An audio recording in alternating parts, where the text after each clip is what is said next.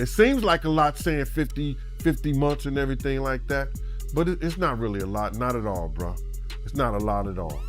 As great as his defense team was, Diddy, I think they missed the boat on his mental illness as an appeal to the judge's compassion and understanding.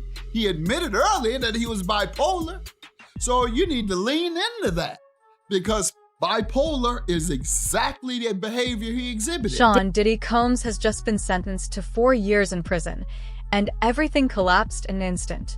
The powerful friends who once surrounded him are now nowhere to be seen.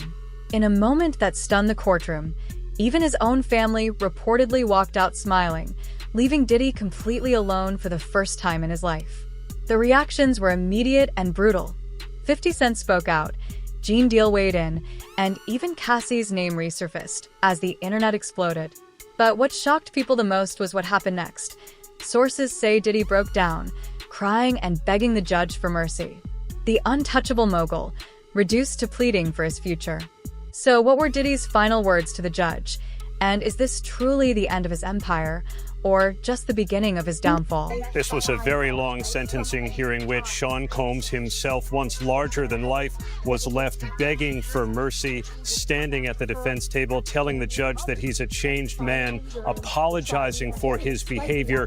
But that request for a lenient sentence of time served was rejected by the judge, Arun Subramanian, who said it was insufficient to send the kind of message that he wanted to send, that violence against women must be met with real accountability. And so he sentenced Sean Combs to 4 years in prison. That's not as much as federal prosecutors here wanted. They wanted 11 years in prison, reminding the judge that Sean Combs has a penchant for violence. This sentence didn't come out of nowhere.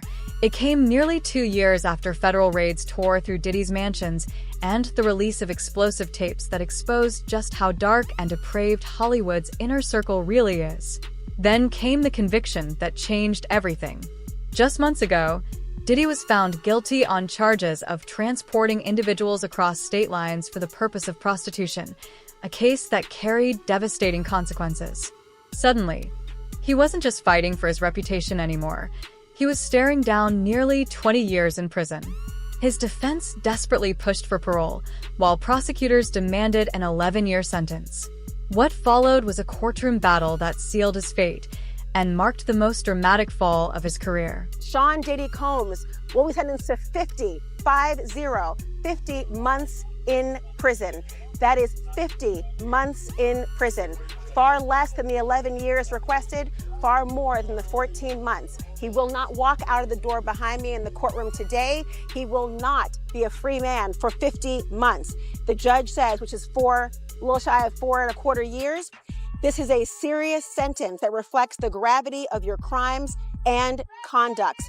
He also says this is a hard time away from your family, but also notes that Combs will have a life after Even prison. Video footage showing Diddy assaulting women wasn't enough to stop some people from defending him. The denial ran that deep.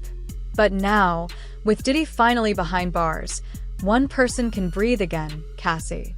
For the first time in years, his ex-girlfriend can feel a sense of safety. Before sentencing, Cassie submitted a chilling letter to the judge, revealing that she genuinely feared for her life and what Diddy might do if he were released. And that fear wasn't unfounded.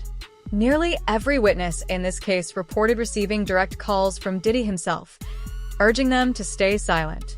It painted a terrifying picture of power, control, and intimidation that continued right up until the moment the cell door closed. Cassie Ventura is moving forward. After Sean Diddy Combs was sentenced to 50 months in prison for 2 counts of transportation to engage in prostitution on October 3rd, his ex reacts to U.S. District Judge Arun Subramanian's decision in a statement from her lawyers. The attorneys tell E! News, while nothing can undo the trauma caused by Combs, the sentence imposed today recognizes the impact of the serious offenses he committed. They add, "We are confident that with the support of her family and friends, Ms. Ventura will continue healing, knowing that her bravery and fortitude have been an inspiration to so many." Ventura was in a relationship with Combs on and off from 2007 to 2018. In addition to his over 4 years in prison, Combs was handed 5 years of supervised release and a fine of $500,000. Ahead of his sentencing, Combs, who was acquitted on sex and racketeering charges during his federal trial, expressed remorse for, quote, all of the hurt and pain he caused others through his conduct in a letter to the judge. He wrote in the filing, obtained by NBC News October 2nd, I lost my way. I got lost in my journey, lost in the drugs and the excess. 50 Cent also submitted a letter to the judge, and it was anything but sympathetic. In it, he detailed multiple moments throughout his life when Sean Diddy Combs allegedly threatened him directly, making it clear he never believed Diddy had changed. According to 50, a man with a long history of violence doesn't suddenly become safe just because he spent a few months behind bars. Criminal behavior, he warned, doesn't disappear with time served. It waits for another opportunity. Judge Submaranian. Now, he posts this as a text message. I don't know if this was a text message to his lawyer, where maybe he was instructing his lawyer to write this letter to the judge. If you don't know, the judge is accepting letters in the case of the sentencing of Sean P. Diddy Combs, who's set to be sentenced tomorrow.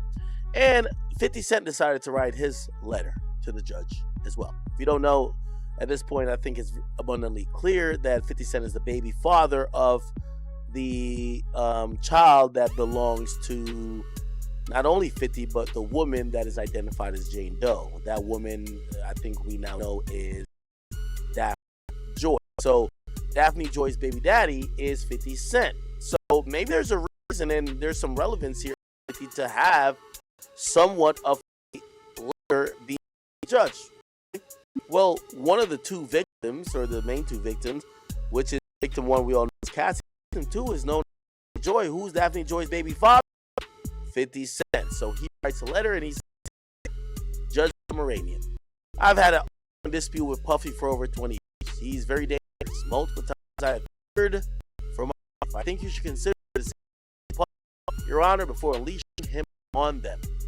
There hasn't been enough time for him to reform or make any adjustments, despite his trying to teach a class in there. This is how you know he actually wrote this. This is bad grammar. Despite him trying to teach a class in there.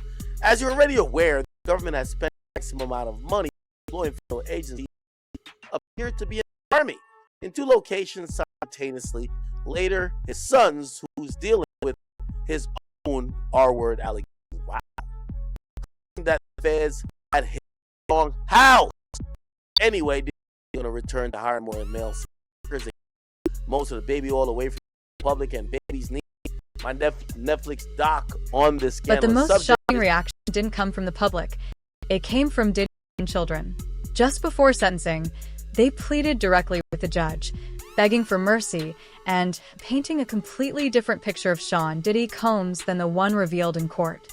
Through tears and desperation, they described their father as their hero, the man they looked up to, the man they believed would always protect them. The moment was raw, emotional, and heartbreaking, standing in stark contrast to the evidence that had just sealed his fate. These children speak about their father at his sentencing hearing, and they honestly don't have a lot of time to say much, but they were given a little bit of time to say something. Quincy starts off by saying he's transformed. He will not jeopardize his freedom again. As his children, we wish to heal together. Next up is Diddy's son, Justin. I ask you to give my father a second chance. My father is my superhero. My father always told me to believe in God. Talk to my father every day, every other hour. Next is Christian Combs. I am the one who most resembles my pops, my mannerisms. My whole life I studied my dad up and down. He's the greatest man in the world, my superhero. He told me to treat women like a queen, and I do. I see in his eyes, as his twin, that he has changed. My name is Jessie Combs, and I am 18 years old, and she cries. When my mother passed away, I was just a little girl. I remember my dad sitting us down. It helped me survive when I just wanted my mom. My name is Chance Combs, his daughter. He's changed, and she's crying. Sorry, he speaks with a clear mind. My name is Delilah Combs. We reached our 2-year-old sister. She can't grow up out there. On her please, and she starts crying. Let's move forward, not as a headline, but family. Judge says, you all. What happened next only raised questions. Moments after the sentence, the same children begged the judge for mercy were seen walking out of the courtroom smiling and laughing, and according to reports, and Diddy Combs didn't even turn around to look at him. It sparked a question. Were kids being used to manufacture sympathy?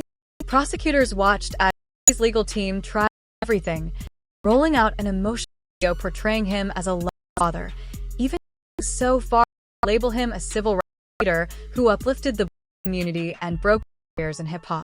But that carefully crafted image collided with reality. Hundreds of young artists have since come forward with allegations of abuse, painting a very different picture. Them, Aubrey Day, reacted publicly, giving a stark warning to young dreamers. Walk away the moment someone in power finds opportunity worth the damage that follows. And the final twist, Diddy was so confident to be released that he had already scheduled things in Miami for the following week. But when it became clear he wasn't going anywhere, witnesses say he completely shut down, allegedly dropping to his knees and breaking tears as the weight of reality finally set in. His children were just sobbing. You could tell he was on the crying. They were begging, please give my father a chance. Please show my father mercy.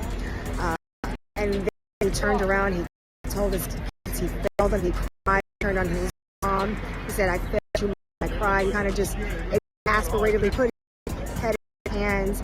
So by the time all that came out and we got to the reading of arguments or the rationale why Submarinian the sentence of 4 years and 2 months. He was saying like the state requires significant sentence. The evidence was massive in terms of version. So when family members started to see it was going down the road, the children were faced when the verdict was read. It was stone-faced.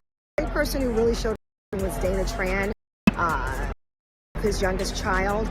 She could see it coming. She just started putting her hand. So this is done. This is over. Obviously, expecting in this case to see what happens. What prison will be assigned to when he is from MDC, but cannot underestimate how dense this was. His attorneys moved from making legal arguments to making personal pleas. Even Nicole Westmoreland, a high-powered attorney from Atlanta, she started off saying what he had done for the black community, how he broke barriers in hip-hop and hip-hop clothing, and in brand partnership with his spirits industry. Then she started to speak about how he personally inspired her. She got emotional, never seen a defense attorney pretty much cry or sob or be so emotionally wrought through addressing the court. She didn't have any tears, but it was very labored. Like you could tell she was holding back tears the entire time. Brian Steele, Mark Agnifilo, Xavier Donaldson, like he's got a big team of attorneys, and you can tell this is kind of like a family environment in the courtrooms. So when the verdict was read, they responded in kind like a family would. His defense team and his children, you know, he just walked out. He didn't really address them after court like he typically does. He said something to him. Just before sentencing, a final wave of support letters flooded the court from Diddy himself, his family, and even inmates from the very prison where he was being held. According to reports, at least 15 different inmates personally vouched for Sean Diddy Combs, claiming he had been a positive influence during his time behind bars. But let's be real for a moment. When a billionaire facing serious assault allegations is suddenly being praised by inmates who stand to gain from good favor, it raises more red flags than reassurance. Call it cynical, but trusting glowing character references from prisoners in a case like this doesn't exactly inspire confidence.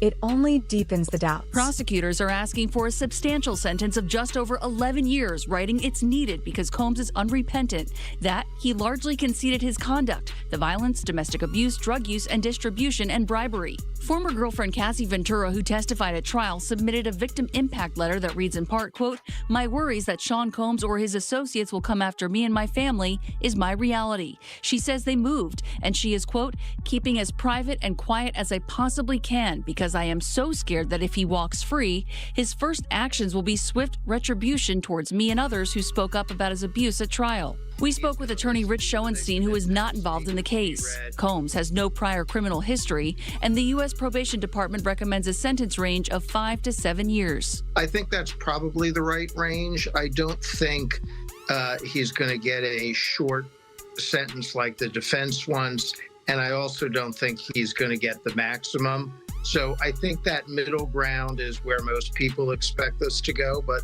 we will see. It's up to the judge. His legal team has already announced to appeal the ruling, saying they'll fight the case thrown out entirely. But that argument runs first into a mountain that brought the case to conviction in the first place. The reality is Diddy's sentence falls squarely in federal sentencing guidelines, and according to many experts, he's lucky it wasn't longer. In fact, several attorneys have openly said the shocking part isn't the conviction itself, but that Sean Diddy didn't receive far harsher sentences given the scope and seriousness of the charges. Appeals may be coming, but the facts, the record, and the law are not on his side. In New York City, we are hearing his attorney speaking to the media. He was sentenced earlier today. This is live. We are planning to appeal. Man, I want to hear them, bro. We are planning to appeal. We think we have strong bases to appeal. The strongest basis is that the jury reached a verdict on coercion. It found there was not coercion, and I think the judge said coercion today as a basis for a sentence at least a dozen times. We think that that is unconstitutional. We think that a jury verdict should mean more than our jury's verdict seems to mean, and so we are planning to appeal. What would happen in that regard if they filed cross appeal and then Sean Combs get a higher sentence? He would not get a higher sentence, and they're not gonna cross appeal. We're gonna appeal. We think we're right, and they'll respond to the appeal, and it'll be decided by the Second Circuit as soon as. Tell us about the conversation you had with your client after the sentencing. Consensual. The judge clearly thought the sexual encounters weren't consensual. Because he's biased. What did you make of his remarks? He's biased. If anyone, I'm happy to go. So we think that's just absolutely inconsistent with the jury's verdict. I mean, the jury's verdict was resoundingly clear. There was no sex trafficking. There was no racketeering. Everything was consensual. Everything was adult, which is why he was convicted only of the prostitution offense. What we feel happened today was that the judge acted as a 13th juror, one that we did not choose, and that he second-guessed the jury's verdict. Well, at least the judge was open-minded. Even the judge made it clear this sentence was lenient. During sentencing, Judge Mathis admitted he was shocked by how lightly Sean Diddy Combs ultimately walked away, telling him to treat this moment as a rare second chance. Then came the line that cut through the courtroom. The judge looked directly at Diddy and said, "You abused the power and control you had over the lives of women you profess to love dearly. Why did it go on so long? Because you had the power and resources to keep it going." It was a blunt reminder that this case wasn't about fame or influence. It was about how power was used and how long it was allowed to continue unchecked. The judge is going to look at everything else that came out in that courtroom, and the sentencing will be related to that. So you were right. Were you surprised 50 months? Well, I was surprised it wasn't more, quite frankly. Based on the prosecutors wanted 11 years. The judge, as we know, said he was considering things outside of the conviction. And so and wouldn't $1 million bond? I think later he offered $50 million. You wouldn't give him a bond? No, I thought he was going to hammer down a little harder. But 4 years, 5 years is 5 years, 4 years and 2 months, right? Right, because there's 14 months time served. So you're looking at about maybe 3 years? Yeah. 3 years. Now, what you're saying, I don't know if it's true or not, was that? The 1 year off, or 1.4, I'm sorry, a year and 4 months, right. I just said. Exactly. 14 months of time served. So, but if he qualifies for the RDAP program, which is a residential drug abuse program, could potentially get like off, maybe a little bit more off, halfway house situations. Do you think that happen and he'll get maybe a year? It's interesting, first of all, because that, I think, as great as his defense team was, Diddy, I think he missed the boat on his mental illness as appeal to the judge's compassion and understanding. He admitted that he's bipolar. You lean into that because bipolar is exactly the behavior. Controllable age, swings, mania, sexuality is even a bit of bipolar. And that requires treatment. You can't get that out. Chemical imbalance medication. I hope he is. But he should have leaned into that with, yeah, I'm a good guy, etc. And that's me. Things you saw wasn't me. That is a result of a mental disorder that I am being treated for and I'm being medicated for. Now, if you were ashamed or didn't want the stigma of medication and instead you rely on the judge's mercy, and took, I would have leaned into that. And as such, the sentence should have also included. The judge should have required him to take treatment part of his sentence. You don't come home and you abide by the treatment circumstances I've ordered. If you must have a doctor that you must every week, or you must be medicated every week. Then that's one of the things I don't like about judges when they sentence. They just throw the book at you, rehabilitation, no requirement for education. I require to get a G. Changed my life. The reaction was ruthless. X ended up bluntly, saying that decades of terrorizing and violating both women and men for years behind bars was an absolute disgrace. Another wrote that Diddy spending more than 20 years abusing his power only to receive such a light sentence felt like a complete failure of justice. And then came the moment that changed the tone of the courtroom. For the first time since the case began, Sean Diddy Combs finally spoke. He broke down sobbing, apologized to everyone he claimed to have hurt, and told the judge he had changed and was ready to be a better man. But the emotion didn't land. The room wasn't buying it. Many saw the tears as a last-minute performance, a calculated attempt to win sympathy before sentencing. After all, Diddy showed no mercy to Cassie Ventura when she needed it most. So the question lingered heavily in the air. Why should he be shown mercy now? On the eve of his sentencing, Sean Diddy Combs, the fallen music mogul, writing a federal judge pleading for mercy. He writes in part, "I have to admit, my downfall was rooted in my selfishness." He apologized to two of the women who accused him of abuse, including Cassie Ventura, who he assaulted. This as prosecutors are asking for an 11-year prison sentence for Combs after he was found guilty of 2 counts of transportation to engage in prostitution. Laura Jarrett joins us now live in studio. Laura, you have the letter right there, and he makes it very clear he's asking the judge to be let go to his family right now. Tom, it's a pretty striking letter. Combs, in his own words, saying he realizes he's in a situation where no amount of money or fame can save him. He writes this: "I have been humbled and broken to my core. Jail is designed to break you. There have been some days I thought I would be better off dead." He goes on to say, Tom, that he lost everything from his businesses to time with his children. He's a single father. He also apologizes, notably, to the women who prosecutors say he abused. He says that video, that infamous video of him abusing Cassie, plays over in his head daily. "I literally lost my mind." He says he's a changed man. He says he's sober for the first time in 25 years. He will have an opportunity to address the court there tomorrow. Remember, of course, his lawyers are asking for just 14 months. Prosecutors asking for far greater, 11 years behind bars. He was acquitted of the charges, though, of course, that could have kept him behind bars for the rest of his life. If anything, Diddy should consider himself lucky. A 4-year sentence, once you factor in time already served, amounts to closer to 2 years behind bars. For the scale and seriousness of the crimes he was accused of, that's barely a slap on the wrist. 2 years for decades of alleged abuse, exploitation, and control is nothing.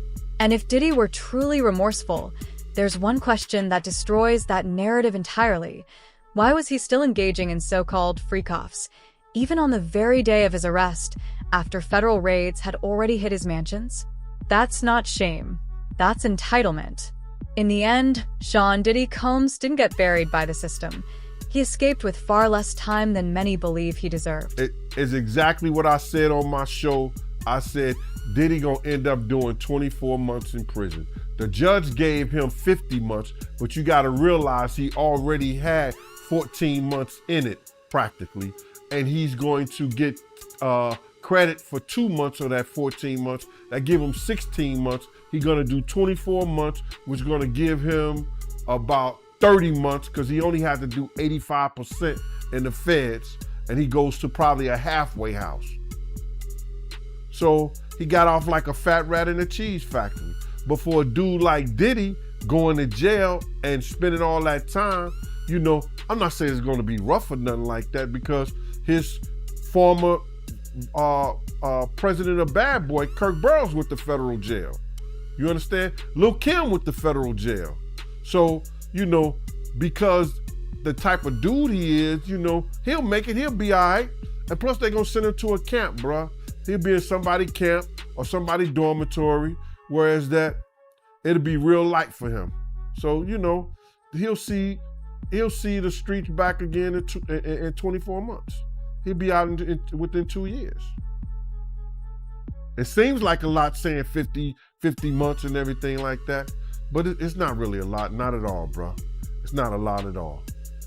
You know what I'm saying? I know for executive, somebody who's been a jet setter, somebody who's been going all around the world, been in all kind of, you know, stadiums, galas, and living in mansions. You know, it's a lot of people who lived in mansions that's in federal jail. You know, you got Senator Melendez from Jersey in jail. You got a lot of them in jail doing way more time than him. You know what I'm saying? So he'll be all right, man. I think that, you know, he got off like a fat rat in a cheese factory, bro. You know what I'm saying? One of the witnesses in Diddy's trial, someone who testified that Diddy paid them to participate in degrading acts involving Cassie, said the sentence finally brought a sense of closure. It wasn't justice, but it was acknowledgement. And that distinction matters. Sean Diddy Combs' victims deserved far more than 4 years, but according to those who lived through it, this ruling did something Diddy spent years trying to prevent. It validated the truth. While nothing can undo the harm that was done, the sentence officially recognized the abuse, the control, and the silence he enforced for so long. And for many of the victims, being believed on the record was the first real step toward reclaiming their power. It's been a huge part of my life also, you know, in terms of the way it changed things and influenced stuff. And I think for me, it's almost like a form of closure. I understand everything was just the truth. It was just the truth. I didn't deviate from anything that happened. And the only thing that's different now is as time moves on, I didn't realize how impactful my testimony ended up being. You know, a lot of people have said that my testimony could have been very influential in him getting acquitted and stopping the sex and at least the RICO charges. So just understanding that I might have been that impactful is just kind of like a wow moment. I'm really hoping for time served. And the reason why I'm hoping for that is, even with my testimony, walking out of the trial, I said, well, this is my isolated experience. But for some odd reason, a lot of the male sex workers started reaching out to me. And this was very candid conversations, one-on-one and stuff. And every single one of them had the same experience I had. The jurors who actually reviewed the evidence firsthand have been clear. Diddy's sentence was more than fair. And when TMZ obtained and revealed the video Diddy played in court to beg for forgiveness, it only made things worse. Nearly everyone in the courtroom agreed the footage didn't humanize him. It raised even more red flags, especially after Diddy later admitted he was under the influence of drugs throughout the time he appeared on screen with his children. According to Diddy himself, this is the first time in 25 years he's been completely sober. But sympathy was in short supply. Now he's headed to federal prison, and insiders say that's where the real consequences begin.